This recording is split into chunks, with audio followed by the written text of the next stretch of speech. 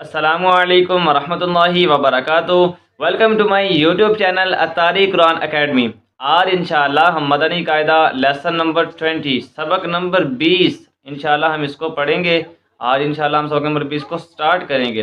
تو اس کو شروع کرنے سے پہلے اگر آپ نے ابھی تک پچھلے اسباق کو نہیں پڑھا، آپ چینل پر نئے ہیں تو پہلے پچھلے اسباق کو کمپلیٹ کیجئے۔ تمام ویڈیوز کا لنک ڈسکرپشن میں موجود ہے۔ سبق کو شروع کرنے سے پہلے چھوٹی سی ریکویسٹ ہے، اگر آپ نے ابھی تک اتاری قرآن اکیڈمی کو سبسکرائب نہیں کیا، چینل کو سبسکرائب کر دیں اور بیل آئیکن پر بھی پریس کر دیں۔ اگر آپ قرآن کریم جو ہے یہ تجوید کے ساتھ سیکھنا چاہتے ہیں تو اس کے لیے آپ باقاعدہ طور پر اتاری قرآن اکیڈمی کو جوائن کریے۔ اتاری قرآن اکیڈمی میں داخلہ لینے کے لیے نیچے دیے ہوئے واٹس ایپ نمبر پر رابطہ کیجیے۔ آئیے سبق نمبر 20 کو سٹارٹ کرتے ہیں۔ الحمدللہ رب العالمین والصلاة والسلام علی سید المرسلین، اما بعد فاعوذ باللہ من الشیطان الرجیم، بسم اللہ الرحمن الرحیم۔ سبق نمبر 20 کا ہمارا ٹاپک ہے متفرق قواعد، ٹھیک ہے۔ آئیے اس بارے میں پڑھتے ہیں۔ سب سے پہلے ہم اظہار مطلق کے بارے میں پڑھیں گے۔ اظہار مطلق کیا ہوتا ہے؟ دیکھیں، ان چار کلمات میں نون ساکن کے بعد حروف ینولون ایک ہی کلمے میں آنے کی وجہ سے ادغام نہیں بلکہ اظہار مطلق ہوگا، اس لیے ان چاروں کلمات میں غنہ نہ کریں، ٹھیک ہے۔ ہم نے سبق نمبر 14 کے اندر پڑھا تھا کہ نون ساکن یا تنوین کے بعد اگر حروف یرملون میں سے کوئی حرف آ جائے گا، حروف یرملون جو 6 تھے، یا، را، میم، لام اور واو اور نون، ٹھیک ہے، یہ 6 جو حروف ہیں حروف یرملون ہیں۔ تو ہم نے سبق نمبر 14 میں کیا پڑھا تھا کہ نون ساکن یا تنوین کے بعد اگر حروف یرملون میں سے کوئی حرف آ جائے گا تو پھر کون سا قاعدہ لگے گا؟ ادغام یرملون۔ لیکن اس قاعدے کو سمجھیے، نون ساکن یا تنوین کے بعد، ٹھیک ہے، بعد کا مطلب ہے کہ دوسرے کلمے کے اندر حروف یرملون ہونا چاہیے، ٹھیک ہے۔ نون ساکن یا تنوین کے بعد اگر حروف یرملون میں سے کوئی حرف آئے گا تو پھر قاعدہ کون سا ہوگا؟ ادغام یرملون۔ لیکن یہاں پر تھوڑی سی چینی کیا ہے کہ نون ساکن کے بعد جو حروف یرملون ہے وہ اسی کلمے میں آ رہا ہے، ٹھیک ہے، اسی کلمہ میں آنے کی وجہ سے یہاں ادغام یرملون کا قاعدہ نہیں لگے گا، اور یہ صرف ان 4 کلمات کے لیے ہے، ٹھیک ہے۔ ان میں ادغام یرملون نہیں ہوگا، بلکہ یہاں پر ہم ظاہر کر کے پڑھیں گے، مطلقاً اس کو ظاہر کر کے پڑھیں گے، یہاں اظہار مطلق ہوگا، ٹھیک ہے۔ اچھا، اظہار مطلق کوئی قاعدہ نہیں ہے، ٹھیک ہے، اظہار مطلق کوئی قاعدہ نہیں ہے، ویسے اس کو ہم ظاہر کر کے پڑھیں گے، ایسا آپ نہیں کہیں گے کہ یہاں اظہار مطلق کا قاعدہ لگ رہا ہے، ٹھیک ہے۔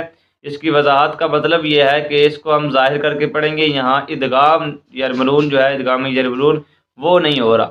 تو ان 4 کلمات کو آپ نے اچھے طریقے سے یاد رکھ لینا ہے، زبانی یاد کر لینا ہے۔ جب آپ قرآن پاک میں پڑھ رہے ہوں گے تو یہ 4 کلمات جہاں بھی آئیں گے وہاں پر آپ غنہ نہیں کریں گے، بلکہ یہاں پر اظہار مطلق ہوگا، یعنی اسے ہم ظاہر کر کے پڑھیں گے، تو اس کو آپ نے یاد رکھنا ہے۔ آئیے اس کو ہجوں کے ساتھ پڑھتے ہیں۔ تعوذ تسمیہ دوبارہ پڑھیں گے، میرے ساتھ مل کر پڑھیں۔ اعوذ باللہ من الشیطان الرجیم، بسم اللہ الرحمن الرحیم۔ دال، نون پیش، دن، یا الف زبر، یا، دن، یا۔ آگے پڑھتے ہیں۔ با، نون پیش، بن، یا الف زبر، یا، بن، یا،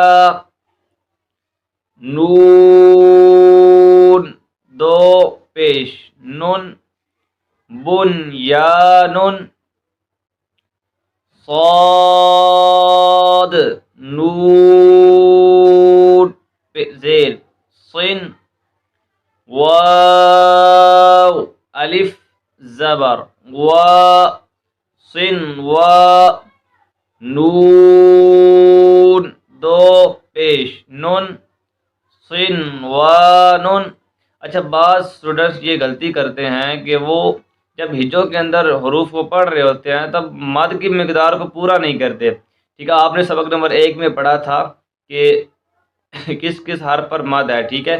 پھر آپ نے اگلے اسباق کے اندر مدات والے اسباق میں بھی آپ نے پڑھا کہ کس حرف پر مد ہے، اس کو کتنا کھینچنا ہے، یہ سارا کچھ آپ پڑھ چکے ہیں، لیکن پھر بھی بعض اسٹوڈنٹس یہ غلطی کرتے ہیں کہ وہ مد کی مقدار کو پورا نہیں کرتے۔ مثال کے طور پر یہ صاد ہے، صاد پر اب مد ہے، ٹھیک ہے، اس کو مد لازم ہے یہاں پر، تو اس کی مقدار کو ہم پورا کریں گے، اس کی مقدار ہے 3 الف، لیکن پھر بھی بعض بچے جو ہیں وہ صاد کو، مثال کے طور پر اگر ہم نے اس کو پڑھنا ہے صاد، ٹھیک ہے، لیکن وہ اس کو ایسے نہیں پڑھتے، وہ اس کو بہت کم لمبا کرتے ہیں، جیسے صاد، تو یہ غلطی ہے، ٹھیک ہے۔ 3 الف کی مقدار لمبا کر کے پڑھنا ہے، جہاں پر بھی مد ہوگی، جس حرف پر مد ہو رہی ہے اس کو 3 الف تک لمبا کر کے لازمی پڑھنا ہے، 3 الف لازمی کھینچنا ہے اس کو، ٹھیک ہے۔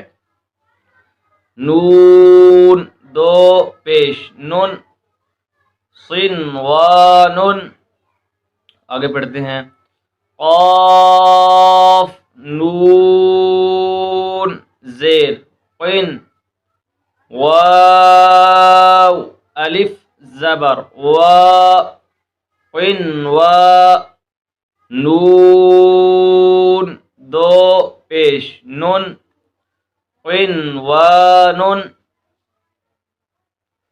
جی آج کا جو یہ سبق ہے ہمارا یہ مکمل ہو چکا ہے، ٹھیک ہے۔ اگر اس سبق کے جو پارٹس ہمارے رہ گئے ہیں جیسے سختہ ہے، اس کے بارے میں انشاءاللہ ہم اگلی ویڈیو کے اندر پڑھیں گے، تسہیل، امالہ، انشاءاللہ اگلی ویڈیوز کے اندر پڑھیں گے، تو باقاعدگی کے ساتھ ویڈیوز مکمل دیکھا کریں، اس کے بعد مشق کیا کریں۔ دیکھیں جب تک آپ مشق نہیں کریں گے، خود محنت نہیں کریں گے، تب تک آپ تجوید نہیں سیکھ سکتے، ٹھیک ہے۔ یہ ایسا نہیں ہے کہ بس آپ یہ ایک ویڈیو کو سنیں، دیکھیں اور آپ کو یہ مکمل سارا کچھ اچھی طریقے سے یاد ہو جائے، ایسا نہیں ہوگا۔ آپ کو ویڈیو بار بار دیکھنا پڑے گی، ٹھیک ہے، خود پڑھنا پڑے گا۔ جتنی زیادہ آپ خود پڑھیں گے، مشق کریں گے، اونچا اونچا پڑھیں گے، ٹھیک ہے، تلفظ کو نکالنے کی کوشش کریں گے، اسے سمجھیں گے، ویڈیو کو بار بار سنیں گے، پڑھیں گے۔ اور ایک اور بیسٹ جو طریقہ ہے اس کو یاد کرنے کا، سبق یاد کرنے کا طریقہ، کہ آپ پہلے خود پڑھیں، پہلے سنیں پھر خود پڑھیں، ٹھیک ہے، یاد کریں، یاد کرنے کے بعد اپنی وہ جو آپ نے یاد کیا ہوگا سبق، اس کو ریکارڈ کریں، ریکارڈ کر کے پھر خود سنیں، پھر اپنی غلطی خود ہی نکالیں، ٹھیک ہے۔ اس سے پھر جو ہے آپ کی جو بھی غلطیاں ہوں گی وہ درست ہو جائیں گی، ٹھیک ہے۔ تو محنت کریں گے تو انشاءاللہ تجوید آپ سیکھ سکیں گے۔ تجوید سیکھنا مشکل تھوڑا سا ہے لیکن ناممکن نہیں ہے، کوئی بھی کام ہے اس کے لیے جب بندہ محنت کرتا ہے تو وہ بندہ کر لیتا ہے، ٹھیک ہے۔ تو ویڈیو کو بھی دیکھیں، ویڈیوز کو مکمل دیکھیں، پچھلے اسباق کو کمپلیٹ کریں اور ساتھ میں خود بھی مشق کریں، ٹھیک ہے۔ تو امید ہے آپ کو یہ ویڈیو اچھی لگی ہوگی، دوستوں کے ساتھ شیئر ضرور کیجیے گا۔ اگر آپ نے ابھی تک قطاری قرآن اکیڈمی کو سبسکرائب نہیں کیا تو چینل کو سبسکرائب کر دیں اور بیل آئیکن پر بھی پریس کر دیں۔ ملتے ہیں نیکسٹ ویڈیو میں، تب تک کے لیے اللہ حافظ۔ Please visit our website atariquranacademy.com۔